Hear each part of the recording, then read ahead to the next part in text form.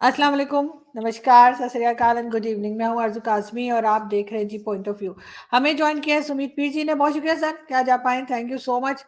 बहुत busy schedule चल रहा है सर आपका G20 की वजह से, और हम भी आज वही पूछना चाहेंगे कि मोदी जी ने जो है वो बात की है, मीटिंग की है, और उसमें खास तौर पे कहा जा रहा है फाइनेंस मिनिस्टर जो है उनसे भी बात की है। G20 में क्या कहेंगे सर आप, क्या बातचीत चल रही है? और उसमें दो चार कंट्रीज के नाम तो नहीं लिए उन्होंने, लेकिन कुछ ऐसी बात की है कि जिनके ऊपर लोन्स हैं या इस किस्म की बात, तो वो क्या है जी?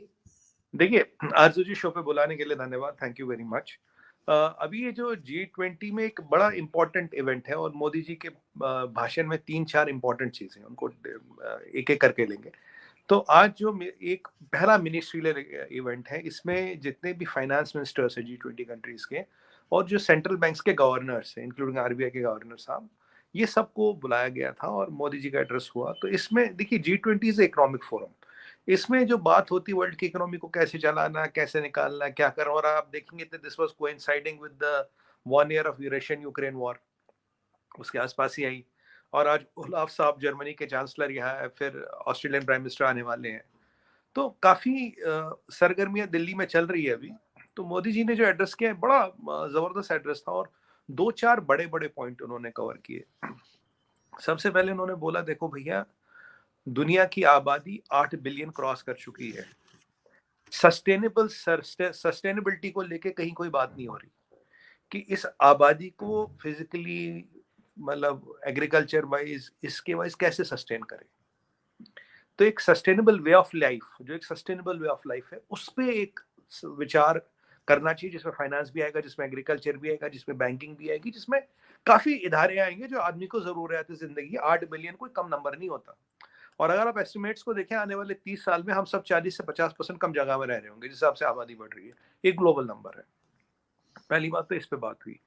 दूसरी बात उन्होंने कहा कि देखो, कोविड जो है वो ये सेंचुरी में एक बार आती है ऐसा, और कोविड की मार इकोनॉमी को लग गई। उन्होंने रशियन यूक्रेन वॉर की बात नहीं की, पर रशियन यूक्रेन वॉर से और जो मार थी वो और लगी है, बिल्कुल वो जो कहते हैं ना, वो और घस गई।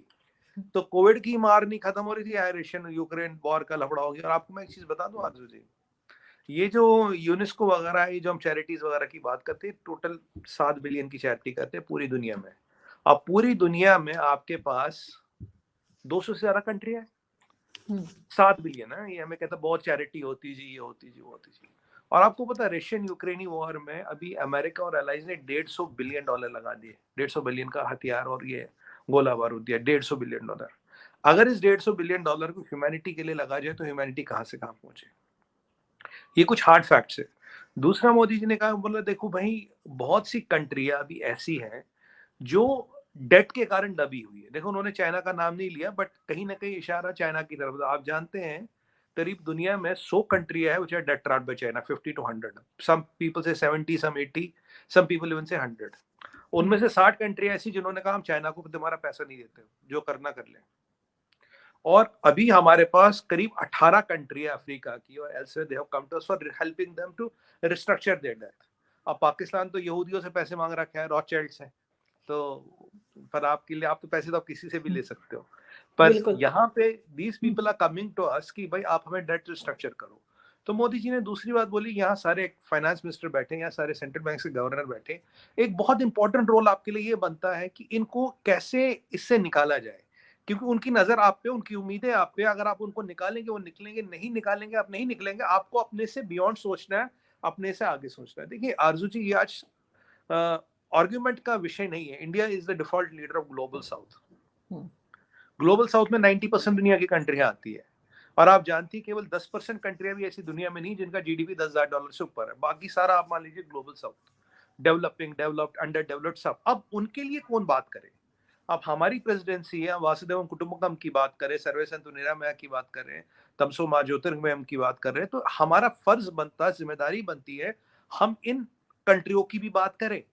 भाई, इन्हें डेट में फंसा रखा, डेट में डुबा रखा, अनसस्टेनेबल डेट है इनके पास। ये नहीं कि देना नहीं चाहते, दे ही नहीं पाएंगे। सच्चाई ये है, दे ही नहीं पाएंगे। दुनिया में एक आंकड़ा है आरजू जी, दुनिया का जो जीडीपी करीब $100 ट्रिलियन है। 110, 100, 110 नया नंबर जैसा भी आएगा। और जो दुनिया में डेट है वो $350 ट्रिलियन है। दुनिया की इकोनॉमीज आर हाईली लेवरेज्ड। और हम्म मैं आपको यूएस की डेट की बात बताऊं थोड़ा रेफरेंस के लिए, $34.1 ट्रिलियन क्यूमुलेटिव डेट। और मैं आपको चाइना की डेट की बात बताऊं, China cumulative debt has climb to $52 trillion, which is more than 50% of global GDP. India का cumulative debt 2.28 trillion, external debt 600 billion. तो हम तो बहुत सेफ हैं, अगर आप अभी देखें तो हम बहुत सेफ है। और यूएस में जो क्रेडिट कार्ड की स्पेंडिंग्स हैं और जो लोन्स है, that has cross the savings. It's a red line, बहुत बड़ी रेड लाइन है इकोनॉमिक्स में। तो ये चीजें हैं, मतलब debt is becoming a big problem. देखिए आप क्या करते हैं, आप नोट छापते हो, नोट छापते हो, इन्फ्लेशन आती है, इन्फ्लेशन आते हो, फिर आप डॉलर कंट्रोल करके इधर उधर करके उसको गरीब कंट्रियों पर डाल देते हो। पर अब वो गरीब बेचारे इतने गरीब हो गए, उनके पानी यहाँ तक आ गया, वो यहाँ तक पानी में, अब वो कुछ कर ही नहीं पाएंगे। तो कह रहे भाई इसके लिए कुछ ना कुछ सोचना पड़ेगा, और हमें अपने बारे में नहीं सोचना कि आप जी अब चेंज, अब रीजन क्लाइमेट हो सकता है, रीजन फूड हो सकता है, फर्टिलाइजर हो सकता है, रीजन क्लाइमेट चेंज हो सकती है, रीजन कोविड हो सकता है, रीजन डेट ट्रैपिंग। उन्होंने डेट ट्रैपिंग का नाम दिया, और आप जानते हैं सबसे ज्यादा ट्रैप दुनिया में अगर किसी ने किया, चाइना ने किया है। श्रीलंका अगर डूब रहा तो चाइनीज डेट से डूब रहा, पाकिस्तान की अगर ये हालत है तो चाइनीज डेट है। अभी सुनने में आया आरजू जी कि आप लोगों ने $700 मिलियन का चाइना से डेट लिया, 9 या जी 10% पे, बिल्कुल, मिल भी गया 9 या सर।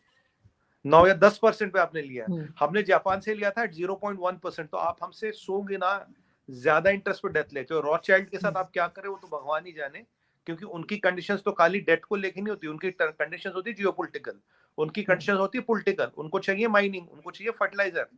मतलब वो चाइना तो फिर भी रेलवे स्टेशन, एयरपोर्ट वगैरह ये सीपक रखवा लेता है, ये तो पॉलिटिकल कंप्रोमाइजेस भी करवाते हैं। तो पर अब ठीक है, पाकिस्तान यहूदियों से भी पैसे लेने लगा है, अच्छी बात है।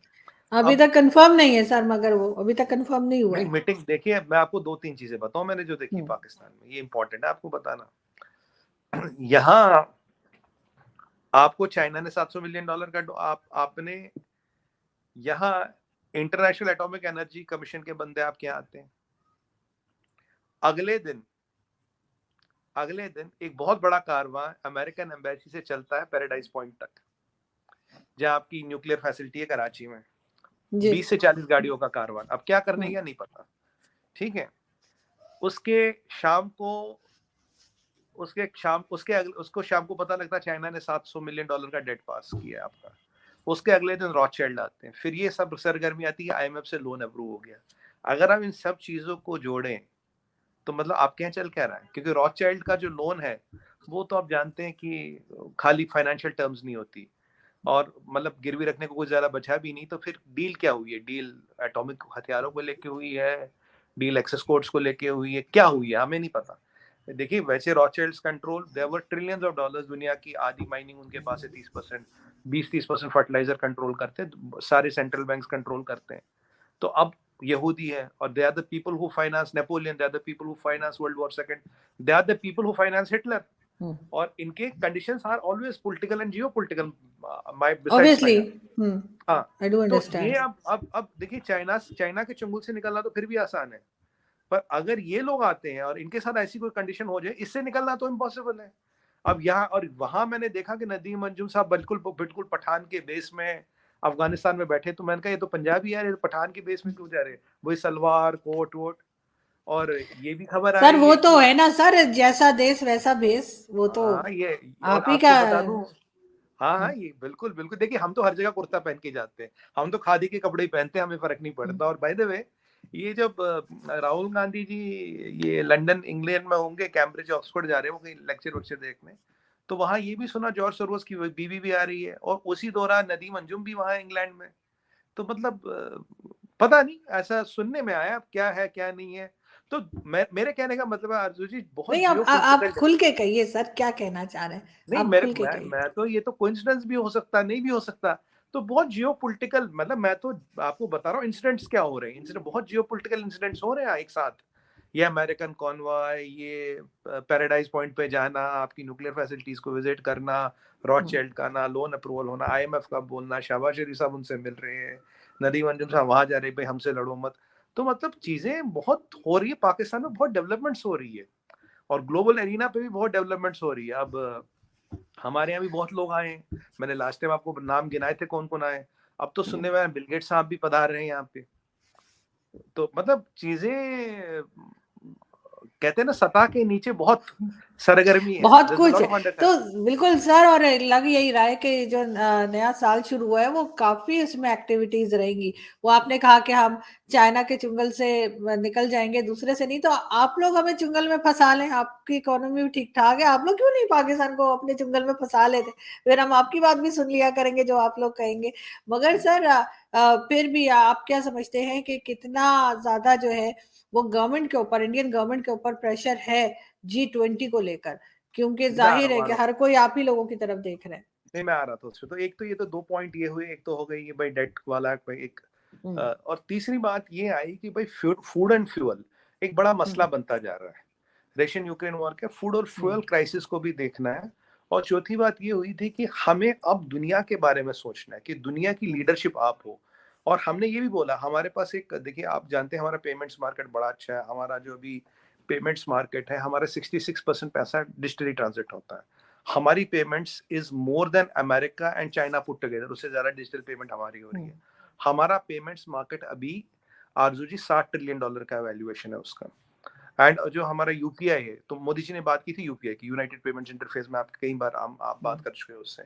यूनाइटेड पेमेंट्स इंटरफेस अभी 18 कंट्रियों में ऑपरेशनल है। हमारा रुपी 34 कंट्रियों में इज एक्सेप्टेबल। और अभी 12 कंट्रियों से हम एमओयू कर रहे हैं यूपीआई के लिए।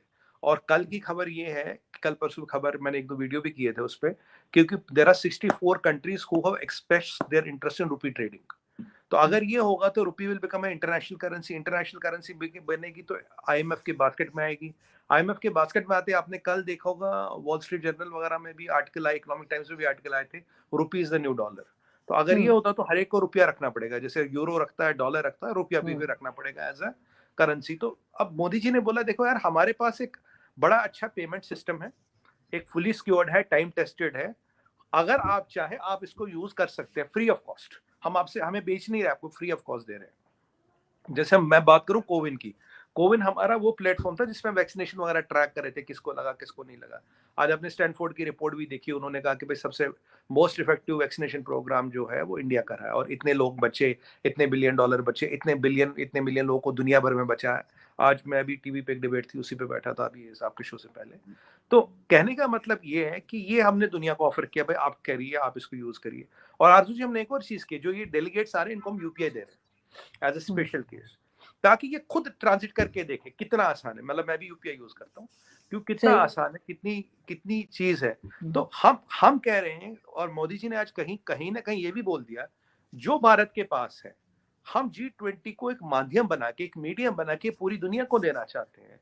और आप ले जाइए इसको पूरी दुनिया में दीजिए, और जो नहीं दे सकता, जो थोड़ा पसमानदा है, जो थोड़ा गरीब है, जो थोड़ा मजबूर है, जिसके पास जो डेट ट्रैप में फंसा है, जहां और मसले क्लाइमेट के, एग्रीकल्चर के, फूड फ्यूल के, सबकी मदद कीजिए। क्योंकि हम एक चीज मानते हैं, one earth, one family, one future, जो वासुदेवम कुटुंबकम कहता है। इस चीज को रिएटरेट किया। तो एक छोटा सा स्पीच था, बट ये 4-5 बातें जो मैंने बताई हैं, ये क्रक्स निकलता है कि भाई ये बताया। और हम पहली बार आरजू जी G20 में अपनी बात नहीं कर रहे। देखिए अगर अपनी बात करेंगे तो फिर खुद पैसा कैसे कमाना है, कैसे किसी को दबाना है, कैसे किसी को निचोड़ना है, तो वो बात नहीं कर रहे हैं, पूरे दुनिया के भले की बात कर रहे हैं। और यही मोटिव था और यही चीज को समझाया गया। आपने सही कहा, हम पे बड़ा प्रेशर है G20 को लेके, क्योंकि देखिए हमारी मंशा बहुत क्लियर है। We want to cement our legacy, we want to cement our legacy, कि हम एक नई दौर की शुरुआत करना चाहते हैं जहां आप दुनिया के लिए सोचो। जो हमारे पास है हम तो देने को तैयार है, हम किसी को नहीं रोकते कि भाई आपको यूपीआई चाहिए। सर रिस्पांस कैसा आ रहा है आपको G20 को लेके, बाकी बहुत कंट्रीज से आपको रिस्पांस कैसा आ रहा है, और क्या चीज आप समझते हैं कि सबसे मुश्किल रहेगी भारत के लिए हैंडल करना? देखिए रिस्पांस बहुत जबरदस्त है, लोगों का बहुत अच्छा है। अभी भारत के लिए टचवुड ऐसी कोई चीज दिख नहीं रही जो मुश्किल है। हाँ, हमने ये जरूर कहीं ना कहीं कहा है कि इस प्लेटफॉर्म को, G20 को, रशियन यूक्रेनी कॉन्फ्लिक्ट के लिए ना यूज, उसकी बात ना की जाए, और एंटी रशिया प्रोपेगेंडा के लिए इसको ना यूज किया जाए। ये जरूर हमने कहीं ना कहीं दबे लफ्जों में कहा है। हमें एक प्रोग्रेसिव एजेंडा चलाना है, हमें एक दुनिया के लिए एजेंडा चलाना है, हमें वो एजेंडा चलाना है जिससे पूरी दुनिया का भला हो। It is not about India कि how can India milk the cow, it is how India can help the whole world. ये चीज करनी है, इस चीज पे फोकस है। और जो भी आप हमारे इनिशिएटिव्स देखेंगे, अभी तो ये पहला एक बड़ा इवेंट हुआ है, अभी तो काफी इवेंट होंगे, करीब 300 इवेंट होते हैं G20 में, छोटे बड़े मिला के, तो काफी बड़े इवेंट होंगे। तो आरजू जी उसमें हमारा इनिशिएटिव और हमारी डायरेक्शन जो होगी हर जगह यही होगी।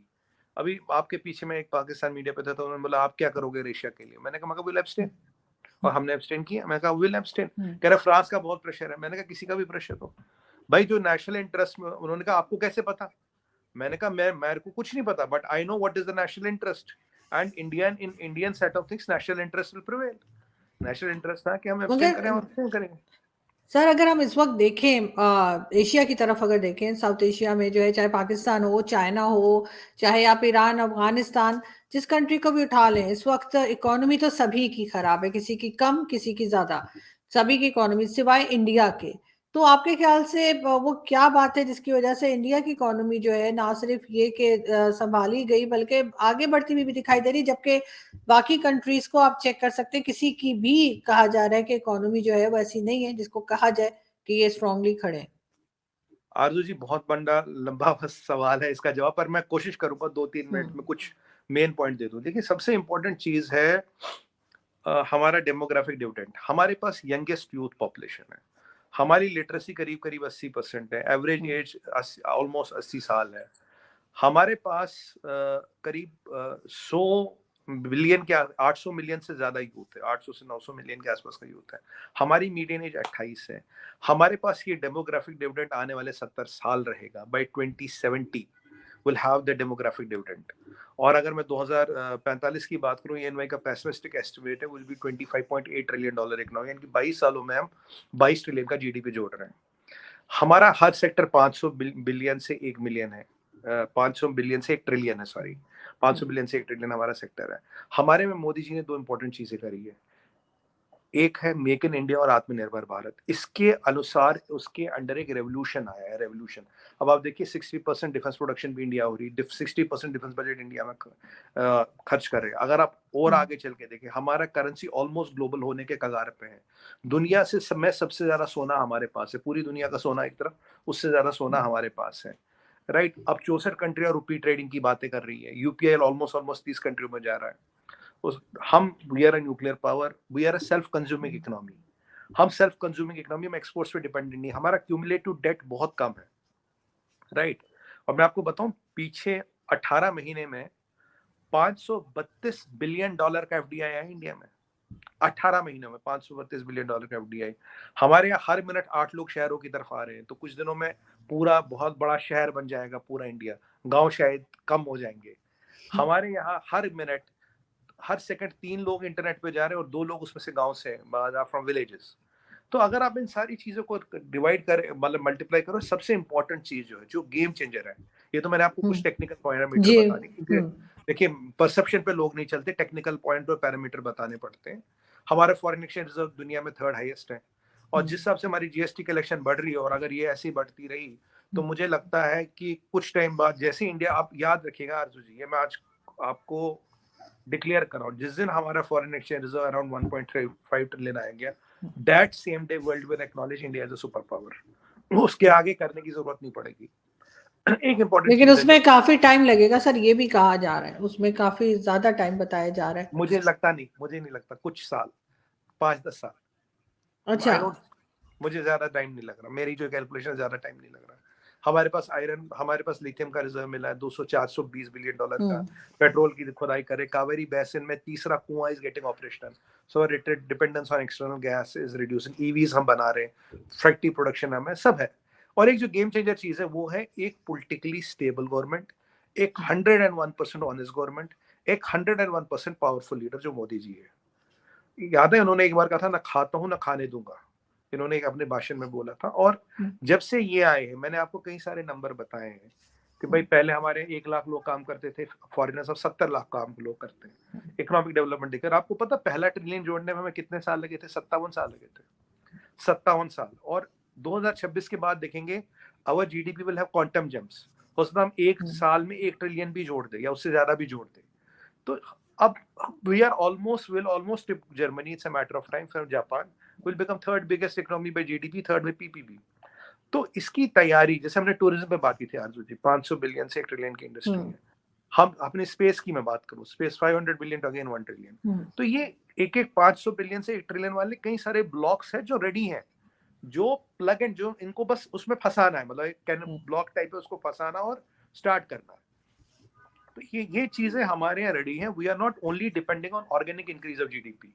अब आपने देखा होगा एयर इंडिया ने जहाज लिया, हजारों लोग ले रहे आज पर बड़ी हेडलाइन है, इतने हजार लोग लेने, इतना क्राइम, 900 हजार पायलट चाहिए, इतना क्राइम क्रू चाहिए, ग्राउंड स्टाफ चाहिए, एयरपोर्ट बढ़ रहे हैं। अच्छा, हमारे यहाँ भी दुनिया का सेकंड बिगेस्ट रोड नेटवर्क हो चुका है।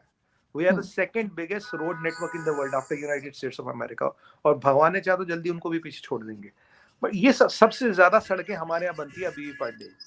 तो ये जो चीजें हैं ना, पॉजिटिव एजेंडा, 100% इलेक्ट्रिफिकेशन, 100% करोड़ों नलके के कनेक्शन दे दिए हमने, पूरे हमने डीजल इंजन को हटा दिया, भारत 6 पे जा रहे हैं, and we are number 1 producers of hydrogen, green hydrogen में हम नंबर 1 है, और ग्रीन हाइड्रोजन की पहली पाइपलाइन अगर कोई लगाएगा तो हम ही लगाएंगे, it's a matter of time. तो ये मतलब मैं आई कैन कंटिन्यू ये सारी चीजें जी, बट दिस इज मेरे बिलीफ है, मेरे कहने से कुछ होता नहीं, बट ये जो मैंने आपको चीजें बताई, जब आप इनको जोड़ के देखेंगी तो आपको लगेगा नई स्टोरी में रियलिटी है, स्टोरी में सब्सटेंस है, story is how it is going to go. और हम अपने लिए नहीं कर रहे आरजू जी, अपने लोग के लिए तो करेंगे, पूरी दुनिया का सोच रहे हैं। ये हमारे में फर्क है।